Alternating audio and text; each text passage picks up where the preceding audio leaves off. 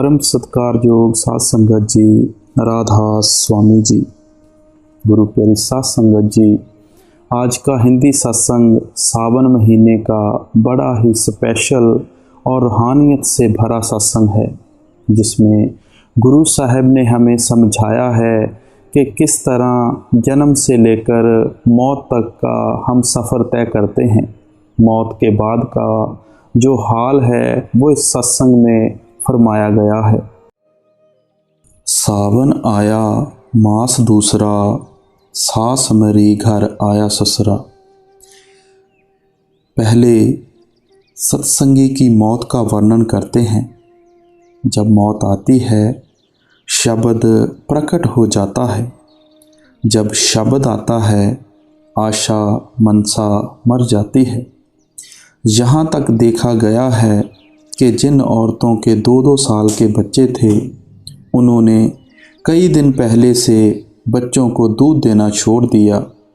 उनके रिश्तेदारों ने बहुत समझाया कि तू सतगुरु से अर्ज कर कि तेरा बच्चा अभी छोटा है, तुझे 2-4 साल के लिए छोड़ जाएं। तो उन औरतों ने ये जवाब दिया कि मैं 2-4 घड़ी भी रहना पसंद नहीं करती। अगर सत्संगी की सूरत अंदर लगी हो, उस वक्त उसको स्त्री, बेटा या कोई और नज़दीकी रिश्तेदार आकर बुलाए तो वह नहीं बोलता, वे बेसत्संगी से बात नहीं करता। बात यह है कि सुरत शब्द के साथ लगी हुई है, शब्द खींचता है, सुरत उसको छोड़ना पसंद नहीं करती। काली घटा श्यामन हुआ, श्याम कंज में यह मन मुआ। जबकि सारी उम्र दुनिया के भोग भोगते भोगते मन काला हो गया था। नाम लेकर रख छोड़ा था, कुछ किया नहीं था, अंदर पर्दा नहीं खोला था। फिर भी जब सतगुरु ने तवज्जो दी, रूह उल्ट कर सहंस दल कमल में चली गई। वहाँ ज्योति हो रही है। जब मन ने ज्योति के दर्शन किए तो वहीं मर गया और काम, क्रोध, लोभ, मोह और अहंकार निकल कर बाहर आ गए। वह मन जो दुनिया और दुनिया के सामानों का आशिक था, जो सारी उम्र बुरे बुरे कर्म करके काला और गंदा हो चुका था, सतगुरु की कृपा से सहंस दल कमल में जाकर मर गया, अर्थात निर्मल हो गया। ये जो हिंदुओं में मृत्यु के समय दिया बत्ती करते हैं, ये तुरिया पद की नकल है। उसका मतलब यह है कि मौत के वक्त मनुष्य का ध्यान झट ज्योति में लग जाए, वहाँ अमृत बरसता है। गुरु गोबिंद सिंह साहब क्या कहते हैं? पूर्ण जोत जगे कट माहें, खालस ताहें खालस जाने। जब तक शिष्य के अंदर ज्योत प्रकट नहीं होती, यह सही मायने में शिष्य नहीं कहला सकता। क्यों? यदि काम, क्रोध आदि वश में नहीं तो वह शिष्य किसका है? वह तो मन का शिष्य है। इसलिए ये बाहर जो दिया बत्ती करवाते हैं वह झूठा है। हवा लगने से बुझ जाता है और उसे कौवे, कुत्ते आदि ले जाते हैं। कहते हैं जिस वक्त ख्याल सिमटे, सत्संगी को चाहिए कि तुरंत उसे ज्योत में ले जाए, फिर ब्रह्मा और पार ब्रह्मा में ले जाए। श्याम कंज अर्थात सहंस दल कमल में पहुंचकर मन वश में आ जाता है। जो रोमन कैथोलिकों के गिरजे में बत्ती जलाई जाती है वह भी बुझ जाती है। लोग असली रास्ता भूल गए और उन्होंने बाहर झूठे रास्ते बना लिए। गरजे बादल, चमके बिजली, मनसा मोड़ी, आशा बदली। जिस वक्त अंदर ज्योत देखी और जो अंदर गुरबाणी हो रही है उसे सुना और वहाँ जो अमृत बरस रहा है उसको पिया, तो पता लगा कि ओहो, जो दुनिया है ये तो गंदगी का ढेर है। वहाँ जाकर जन्मों जन्मों की सोई हुई आत्मा जाग पड़ी। दुनिया और दुनिया के संकल्प समाप्त हो गए। काम, क्रोध आदि का नशा हो गया। उसकी जगह गुरु का प्रेम और प्यार आ गया। तवज्जो बदल कर गुरु और नाम की ओर हो गई। अब हर समय नाम का इश्क है, नाम का प्यार, नाम का ही ख्याल है। सुरत नृत्य की झड़ियाँ लागी, धुन अनंत शब्दन से चाली। सावन का महीना वर्षा का महीना होता है, ठंडा और सुहावना होता है। इसी तरह अंदर भी बड़ा सुहावना समय है। रूह अमृत पीती है। जो अमृत वहाँ बरस रहा है, इसको पीकर अजीब खुशी और आनंद पैदा हो गया। अंदर बड़े प्रेम और प्यार से परिपूर्ण धुन आ रही है, अर्थात कीर्तन हो रहा है। 10 प्रकार की धुनें जहाँ गूंज रही हैं, उस धुन में कशिश है, वह रूह को हर समय खींचती रहती है। मौत के बाद यह हाल होता है किसका, जो नाम जपता है। और ये दुख किसके लिए हैं, जो निपट संसारी हैं, जो जीते जी नाम नहीं जपते, जो जीते जी खंडों ब्रह्मंडों पर गए, उनके लिए मौत तो खेल है। गुरु साहब कहते हैं, जिसको नाम मिला है उसकी मौत के विषय में तो बात यह है कि जिस रास्ते मनुष्य को मरकर जाना है, सत्संगी रोज रोज उस रास्ते जाता है। गुरु नानक साहब, कबीर साहब और अन्य सभी महात्मा नाम की महिमा करते हैं। लफ्ज नाम नहीं, लफ्ज नाम हो तो गुरु के पास जाने की क्या ज़रूरत है। वृद्ध अवस्था चेतन लागी, काल आए जब फिर सिर पर गाजी।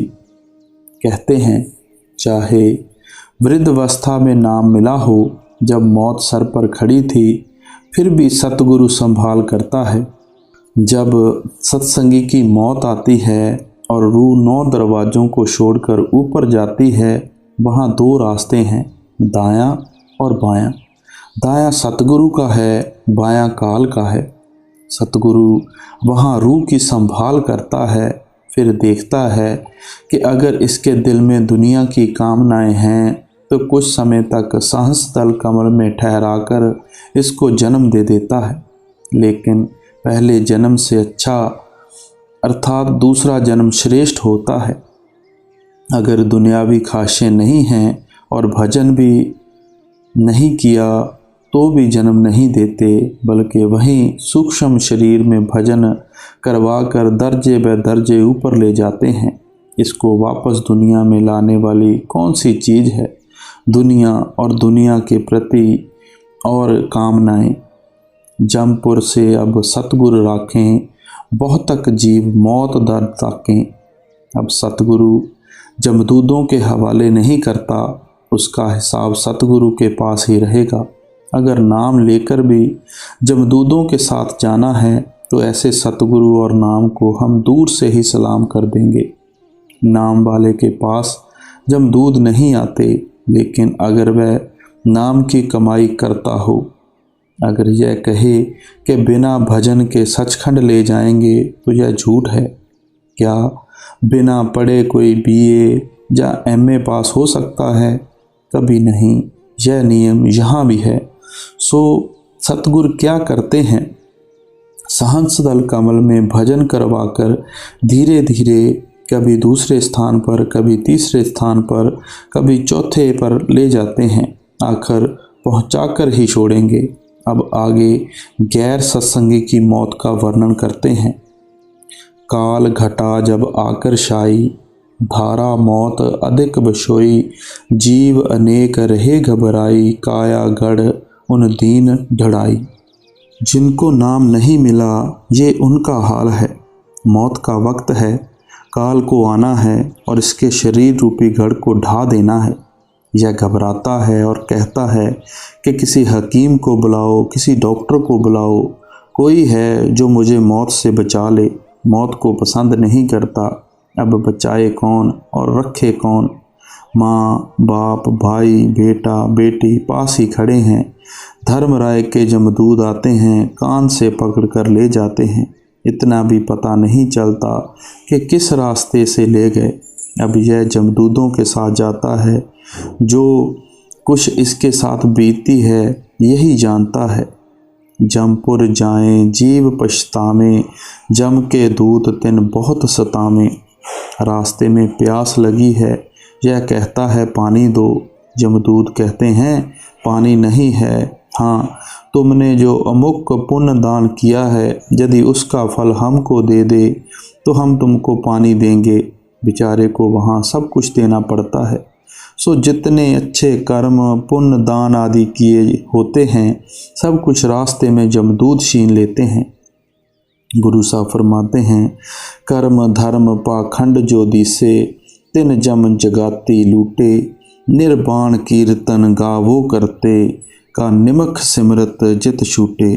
कहते हैं फिर क्या करें, नाम की कमाई करो। जम नाम के नज़दीक नहीं आता, डरता है। नाना कष्ट देहें पल पल में, फिर फांसी डालें गल गल में। पहले तो जान निकलते समय ही बहुत दुख होता है, रूह कांप उठती है। जिस तरह बकरी के सामने शेर होता है, फिर जब जमदूत मारते हैं उसके बारे में कुछ ना पूछो कि कितना दुख होता है। मेरा एक दोस्त विशेषधर दास केमिस्ट्रेट था, मेरे साथ रहता था।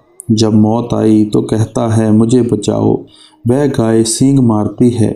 इसी तरह जब एक पुलिस इंस्पेक्टर की मौत आई तो अपनी पत्नी से कहता है कि मुन्ने की माँ, देख जमदूत मेरे हाथ जलाते हैं, मुझे यह दुख देते हैं वह दुख देते हैं। यह जीव जैसे जैसे बुरे कर्म करता है, गंदे भोग भोगता है, उसके अनुसार जमदूत दुख देते हैं और नरकों में डाल देते हैं। गुरु अर्जन साहब ने कहा है, बिसारे हर जियो बिखे, भोगे तप्त थम गल लाई। कि जो मालिक का नाम नहीं जपते, गंदे कर्म करते हैं, विषय भोगते हैं, उनको जमदूत गर्म खंभों से चिपकाते हैं। यही नाचिकेत ने भी कहा है, जो देखते हैं वो कहते हैं। कुंभी नरक माही दे गोते, जीव सहें दुख अत कर रोते। कुंभ का अर्थ है घड़ा। यह घड़ा भारी नरक है जिसमें अनेक प्रकार की गंदगियां भरी हुई हैं। वहाँ काफ़ी समय तक जीव गोते खाता रहता है। वहाँ कौन सुनता है, कोई नहीं। अब यह दूर नहीं, कमाई करो, अंदर जाओ और देख लो। ये बातें डराने के लिए नहीं कही गई हैं, संत झूठ नहीं कहते। गुरु नानक साहब, तुलसी साहब, स्वामी जी महाराज, कबीर साहब और अन्य सभी महात्मा कहते हैं कि जाओ अंदर पर्दा खोलो और देखो। कहते हैं जमदूतों को दया नहीं आती, उनमें रहम नहीं होता। जिस प्रकार बकरी कसाई को देखकर सहम जाती है, यही हाल वहाँ जीव का होता है। उन जीवों को रोते पीटते देखकर जमदूत ताने देते हैं कि तुमने मनुष्य जन्म पाकर कोई नेक कर्म नहीं किए, बल्कि विषय वकार भोगते रहे। कोई सुनता नहीं। अब जय रोए नहीं तो क्या करे। अगन खम्भ से फिर लपटावें, हाय हाय कर तब चिल्लावें। जिन पुरुषों ने या स्त्रियों ने बुरे कर्म किए हैं, उनको तपते खम्भों से चिपकाया जाता है। नाम वाली रूहों को जमदूत नहीं ले जा सकते। अगर नाम लेकर जमदूतों के साथ ही जाना है तो नाम लेने की ज़रूरत क्या है। जिनसे नाम लिया है, जिसे 5 शब्द का उपदेश मिला है, जमदूत उनके नज़दीक नहीं आते। ग्रंथ साहब में नाम की बहुत महिमा की गई है। सतगुरु आता है और उसको साथ ले जाता है। सुने ना कोई मुश्किल भारी, सपन माला ले गल डाली। अब कहते हैं मुश्किल तो यह है कि हाय तौबा करते हैं, रोते हैं, पीटते हैं, लेकिन कोई नहीं सुनता। जिन्होंने लड़कियों का पैसा खाया है, जब पराई अमानत लेकर मुकर गए हैं, उनके गलों में सांपों की माला डाली जाती है। वे सांप नोच नोच कर खाते हैं। यही हाल चोरों का होता है। वहाँ कोई फरियाद नहीं सुनता। संत जो कुछ देखते हैं वही बयान करते हैं, वे झूठ नहीं बोलते।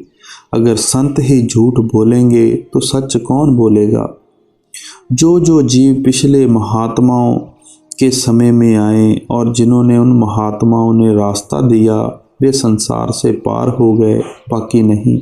मतलब तो यह है कि जो पूर्ण सतगुरु के ज़माने में आए, जिनको नाम मिला, उनका बेड़ा पार हो गया। जो उनके बाद आए और जिनको नाम नहीं मिला वे रह गए। चाहे वे किसी कौम के थे, चाहे हिंदू थे, चाहे मुसलमान थे, चाहे ईसाई थे, चाहे सिख, सबके लिए एक ही कानून है कि बिना नाम के ना कोई बचा है ना बचेगा। हमारी शिक्षा यह है कि जीते जी अंदर चढ़ो और देखो। हम यह नहीं कहते कि आप अंधविश्वास करो। मार मार चौं दिसते होई, पतगत अपनी सब बिद खोई। नरक में अत तरास दिखावें, फिर 84 ले पहुँचावें। अब कोई नहीं कहता कि इन पर रहम करो, क्योंकि रहम करने वाला वहाँ कोई है ही नहीं। अगर कोई है तो जमदूत, जो अपने सेवकों को कहते हैं कि इनको खूब मारो और मारो। इन्होंने मनुष्य जन्म पाकर कोई नेक कर्म नहीं किया। चारों तरफ से मारो मारो की आवाज़ें आती हैं। अब नरकों का हाल बताते हैं। है तो बहुत लंबा, लेकिन सिर्फ इतना ही कहा जाता है कि पहले जिस समय मौत आती है, जमदूत इसकी रूह को ज़बरदस्ती बाहर निकालते हैं। यह बड़ा भयानक समय होता है। हिंदुओं के शास्त्र कहते हैं कि मौत की तकलीफ़ 1000 बिच्छू के एक साथ डंक मारने के बराबर होती है। मुसलमानों की किताबें कहती हैं जैसे एक कांटेदार झाड़ी मुंह के रास्ते दाखिल करके पाखाने के रास्ते निकाली जाए, वैसी ही तकलीफ़ मौत के समय होती है। इसके बाद नरकों में डाला जाता है, वहाँ बहुत कष्ट होता है। जब यह नरकों के दुख भोग चुका होता है तो फिर इसको मनुष्य तो नहीं बनाते, बल्कि 84 लाख योनियों में डाल देते हैं, जिसका वर्णन इस प्रकार है।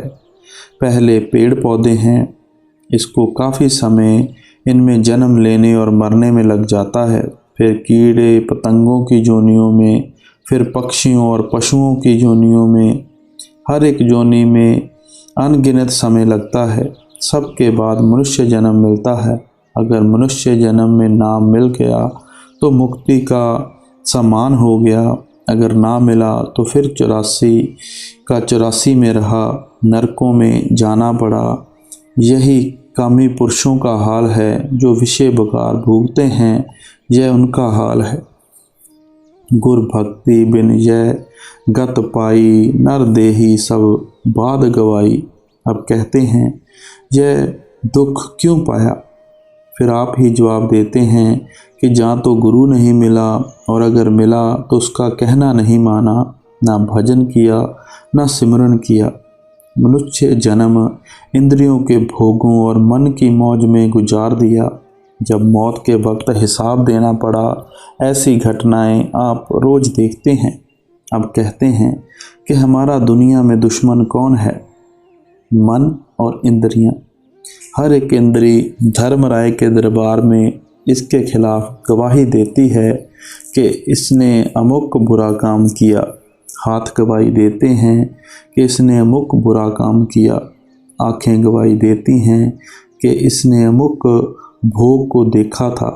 इस प्रकार अन्य इंद्रियों का हाल समझ लो। वहाँ संत ही बचाएं तो बचें, नहीं तो इसके बचने का कोई रास्ता नहीं। अब संत क्या कहते हैं? वे कहते हैं कि तू भजन कर, सिमरन कर। अगर जय ना समझे तो नरकों का रास्ता खुला है। जो जो भजन भक्ति से चूके, तिनके मुख जम पल पल थूके। जिन्होंने विषय वकार भोगे हैं, अन्य बुरे काम किए हैं, वे नरकों में जाकर जमदूतों के हाथों सजा पाते हैं, और जमदूत इनको मारते हैं तथा कहते हैं कि तुम्हारा मुंह देखने के योग्य नहीं बल्कि थूकने के योग्य है। तुमने मनुष्य जन्म पाकर भजन नहीं किया, भक्ति नहीं की, बल्कि खोटे कर्म किए। अब कर्म तो यह आप ही करता है, दोष किसको दे? चाहे प्रारब्ध हैं, चाहे क्रियमान, सब इसके अपने ही किए हुए हैं। अगर इसके अपने किए हुए ना होते तो इसको सज़ा कौन दे सकता था। सो जेलों में जाकर देखो, थानों में जाकर देखो कि अपराधी को कितना मारते हैं। ऐसी कुगति होगी सबकी जो नहीं धारें सतगुर अब की। अब कहते हैं जिनको मनुष्य जन्म पाकर सतगुरु नहीं मिला, नाम नहीं मिला, उन सब की ऐसी ही हालत होगी, क्योंकि बचाने वाली दो ही चीज़ें हैं, एक गुरु, दूसरा नाम। अगर यह दोनों ही नहीं मिले तो बचाए कौन। सतगुर बिना कोई नहीं बाचे, नाम बिना 84 नाचे।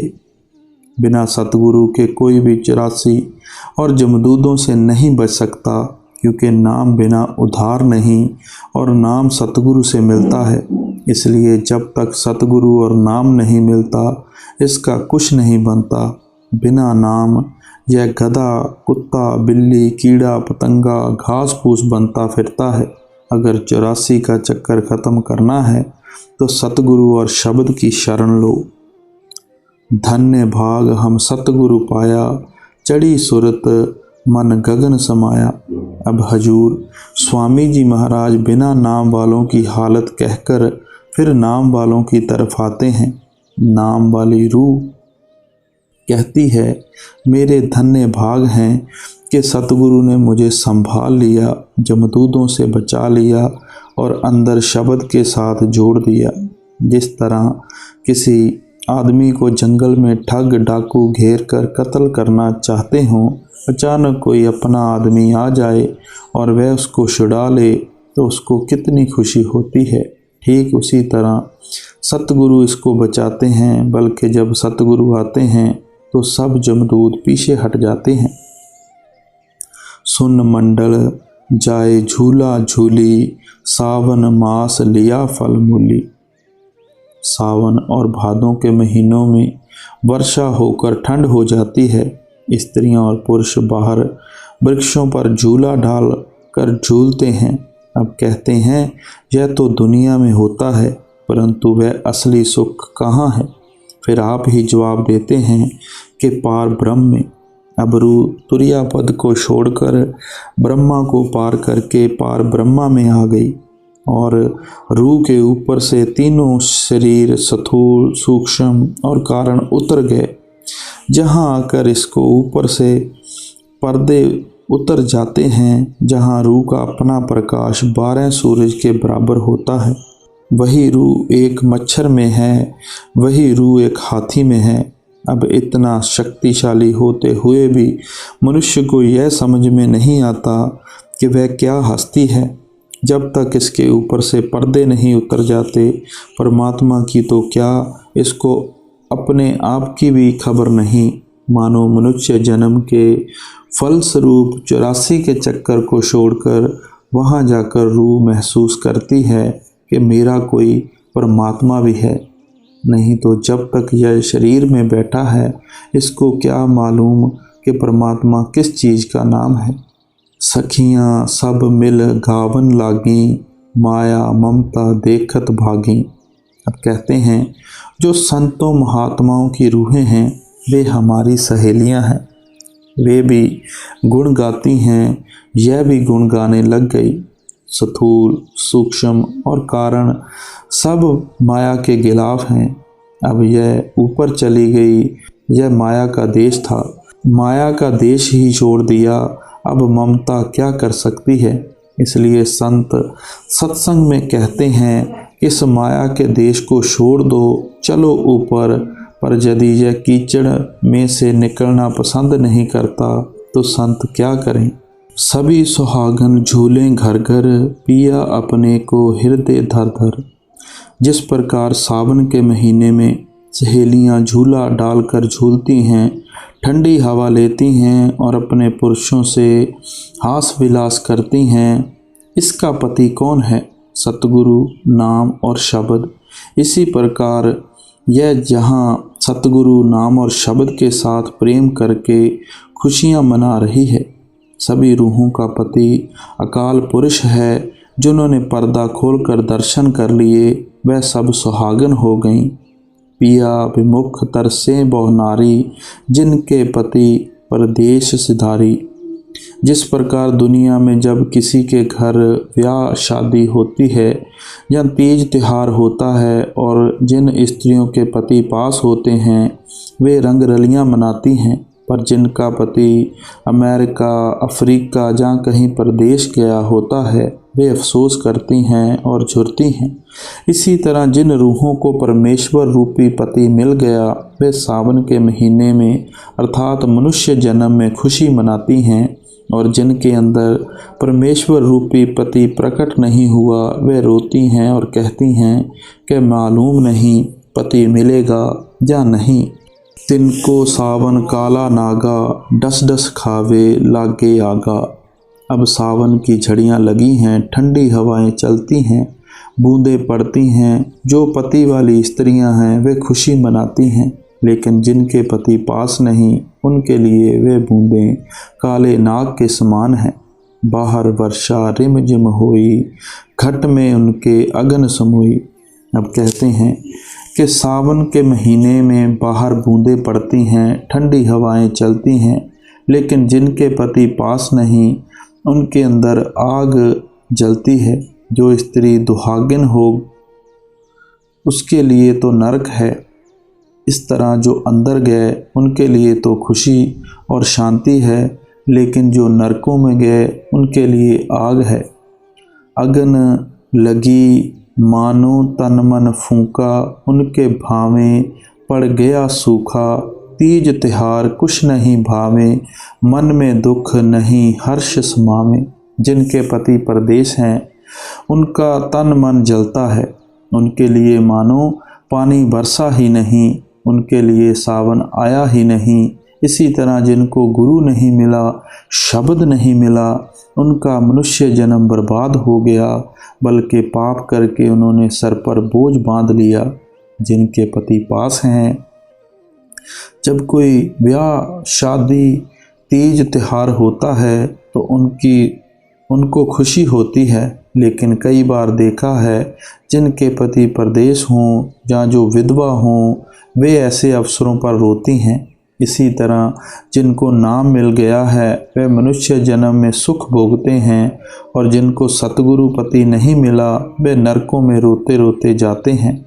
पिया बिन सावन कैसा आया, जेठ तपन जस जीव जलाया। जिस तरह दुहागिन स्त्री के लिए सावन का महीना बरसा ही नहीं, उसके लिए सावन ऐसा है जैसा कि जेठ तप रहा है। जिस रूह को नाम नहीं मिला, सतगुरु नहीं मिला, उसके लिए मनुष्य जन्म जैसा आया वैसा ही ना आया।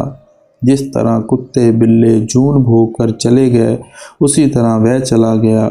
यही गुरु नानक साहब की वाणी कहती है, गुर मंत्र हीणस जो प्राणी, भृगंत जन्म भ्रष्टाहे, कुक सुख गर्द में काके, सर्पना तुले खल। कहते हैं जिसको मनुष्य जन्म पाकर गुरु नहीं मिला, गुरु ने उसको 5 शब्द का भेद नहीं दिया, उसका जन्म लेना किसके जैसा है? गधे जैसा, कुत्ते जैसा, सूअर जैसा, कौवे और सांप जैसा। जैसे गधे, कुत्ते, बिल्ले, सांप आदि अपनी जून भोग कर चले गए, उसका भी यही हाल है। जीव जले विरहा अगन में, क्यों कर शीतल होए, बिन वर्षा पिया बचन के, गई तरावत खोए।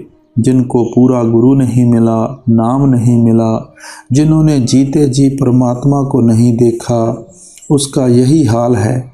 जिस तरह दुहागन स्त्रियों ने पति को नहीं देखा, वे प्यार किसके साथ करें? उसका दिन रात तड़पते हुए गुजरता है। परमात्मा सबके अंदर है, क्या हिंदू, क्या मुसलमान, क्या सिख, क्या ईसाई। जिनको मनुष्य जन्म पाकर सतगुरु नहीं मिला, उनका जन्म व्यर्थ गया, वे यूं ही आए और यूं ही चले गए। जिनको कंत मिलाप है, तिन मुख बरसत नूर, घट शीतल हृदय सुखी, बाजे अनहद तूर। जिनके पर्दे खुल गए, सतगुरु उनके सामने है, उनके अंदर अमृत की वर्षा हो रही है, उनको शांति आ गई, उनके मुंह पर नूर बरसता है, उनका हृदय शीतल हो गया। सो गुरु प्यारी साध संगत जी, आज का जे सावन महीने का बड़ा ही स्पेशल सत्संग फरमाया गया है और जिसमें जीव के जन्म से लेकर मौत तक का और मौत के बाद का हाल बयान किया गया है। सो हमें भी चाहिए कि जिनको नाम दान की बख्शिश हो चुकी है वो भजन सिमरन जरूर करें, और जिनको अभी तक नाम दान की बख्शिश नहीं हुई वो कोशिश करें कि नाम दान लेकर दिन रात भजन सिमरन में लग जाएं। राधा स्वामी जी।